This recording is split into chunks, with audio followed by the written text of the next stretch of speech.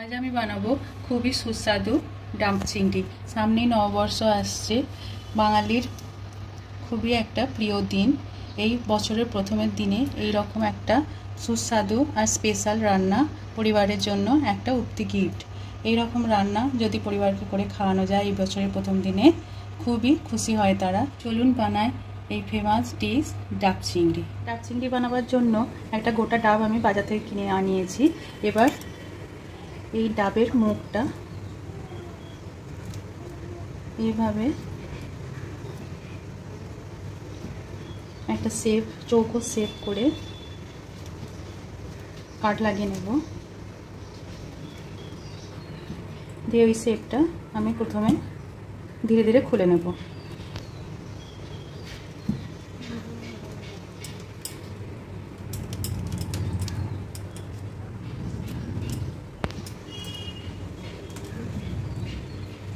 এবার মুখটাকে খুলে নিয়ে আমি একটা পাত্রে জলটাকে নিয়ে নেব।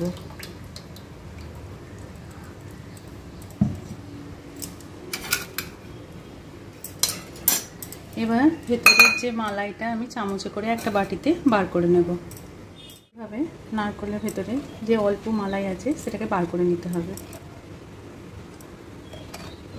ধীরে ধীরে ডাবের সমস্ত শাঁসটা আমি বার করে নেব। ডাবের আমি মালাইটা এক জায়গায় তুলে রেখে দিয়েছি বার করে। এই ডাবের জলটা আমি ছেঁকে একটা পাত্রে নিয়ে নিয়েছি। আর এখানে ডাবটা পুরোপুরি ক্লিন করে আমি মাথায় এটা রেখে ঢাকনাটা দিয়ে রেখে দিয়েছি। এটা আমার এবার ডাব চিংড়ি ভাপাতে কাজে লাগবে। এবার মিক্সিতে আমি একটা পেস্ট বানিয়ে নেবো। এখানে নিয়েছি 2 চামচের মতো পোস্ত, এখানে 1 চামচ সাদা সর্ষে, আর তার থেকে একটু কম নিয়েছি আমি কালো সর্ষে, আর নিয়েছি 2-3টে মতো কাঁচা লঙ্কা, আর কুড়ানো নারকেল আমি কিছুটা পরিমাণ নিয়েছি। এই সমস্তটা আমি মিক্সিতে একদম মিহি পেস্ট করে নেব। আমি এখানে ওই মশলাটার মিহি পেস্ট করে নিয়েছি। এটা আমি ডাবের জল দিয়ে ভালোভাবে বেটে নিয়েছি। সর্ষে, পোস্ত, কাঁচা লঙ্কা আর নারকেলের একটা মিহি পেস্ট আমার করা হয়ে গেছে। এবার এখানে আমি চিংড়ি মাছ নিয়ে নিয়েছি। চিংড়ি মাছের মাথাটা বাদ দিয়ে, আমি পিঠের শিরাটা বাদ দিয়ে, যে কালো সুতোটা থাকে সেটা বাদ দিয়ে, আর উপরে স্কিনটাকে আমি খুলে নিয়েছি, আর লেজের দিকে একটুখানি আমি স্কিন রেখে দিয়েছি। এইভাবে সমস্ত মাছটা আমি ধুয়ে পরিষ্কার করে নুন হলুদ মাখিয়ে রেখে দিয়েছি।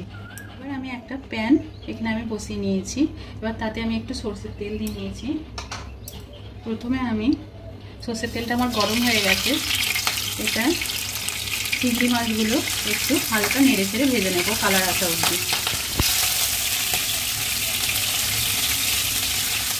সমস্ত মাছগুলো বেশিক্ষণ ভাজবো না আমি।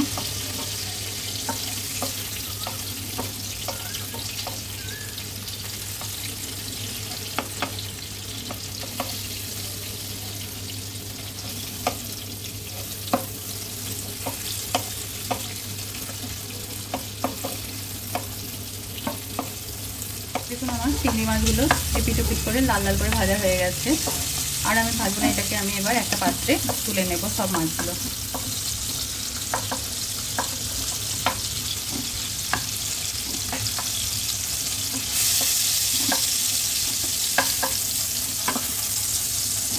এবার এই তেলের মধ্যে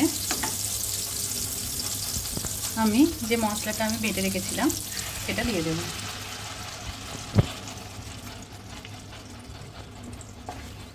দিয়ে একটু ভালোভাবে কষে নেব।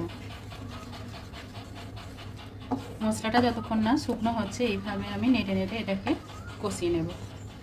এবার এই ভাজা চিংড়ি মাছের উপর আমি যে মালাইটা বার করেছিলাম সেটা আধা মালাই আমি এতে মাখিয়ে রেখে দেবো কিছুক্ষণের জন্য।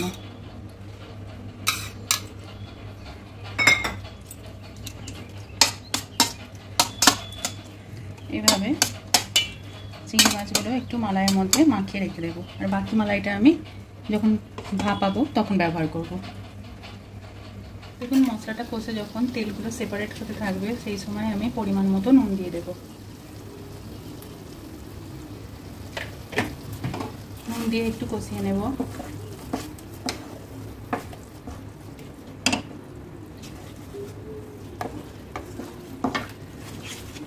এইভাবে নেড়ে নেড়ে একটুখানি মশলাটাকে নুনের সাথে কষিয়ে নেব। এবার নুনটা ভালোভাবে মিশে গেলে, কষা হয়ে গেলে, এবার বাকি ডাবের জলটা আমি দিয়ে দেব। দিয়ে একটু ফুটিয়ে নেব।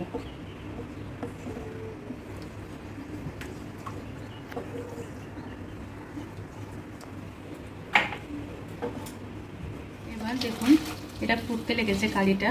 এবার আমি গ্যাসের ফ্লেমটাকে বন্ধ করে দেব। এবার এই সমস্তটা আমি চিংড়ি মাছের মধ্যে নিয়ে নেব।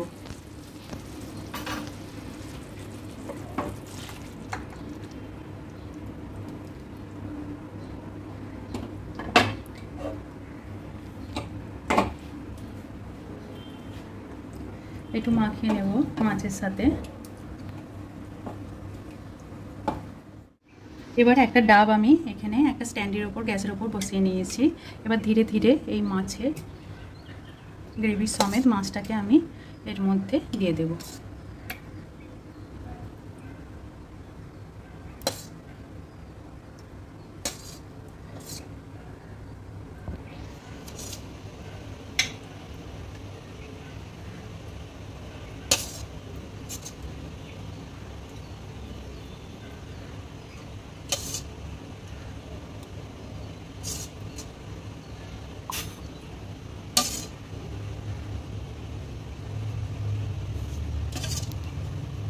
মাছ আবার গ্রেভিটা আমি এর মধ্যে ঢুকিয়ে দিয়ে একটা কাঁচা লঙ্কার উপর দিয়ে, কাঁচা লঙ্কাটা দেওয়ার পর শেষকালে আমি একটু মালাই ছড়িয়ে দেব,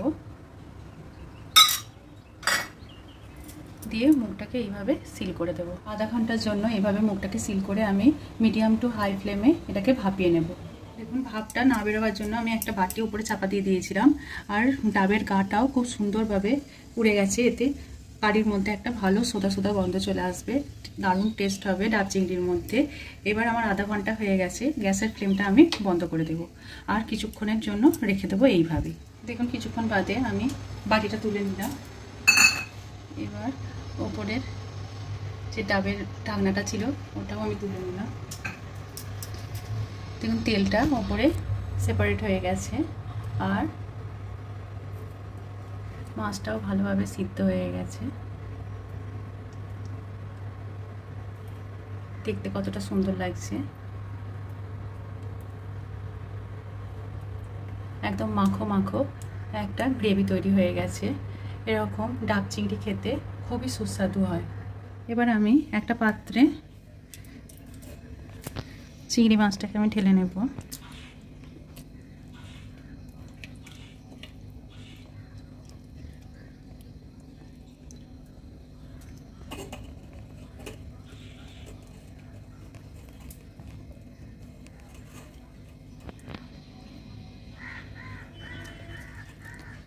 ধীরে ধীরে সমস্ত জিনিসটা আমি একটা পাত্রে পরিবেশন করে নেব। দেখুন কতটা সুন্দর হয়েছে, প্রত্যেকটা মাছ একদম জুসি হয়ে গেছে আর খুব সুন্দরভাবে ভাপা হয়ে গেছে কারির সাথে।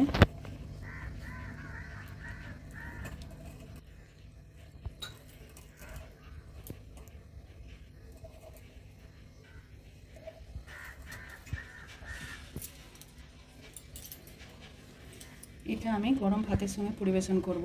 আমার এইরকম রান্না যদি আপনাদের ভালো লেগে থাকে আমার চ্যানেলটিকে সাবস্ক্রাইব করবেন, আমার ভিডিওগুলো শেয়ার করবেন। ধন্যবাদ।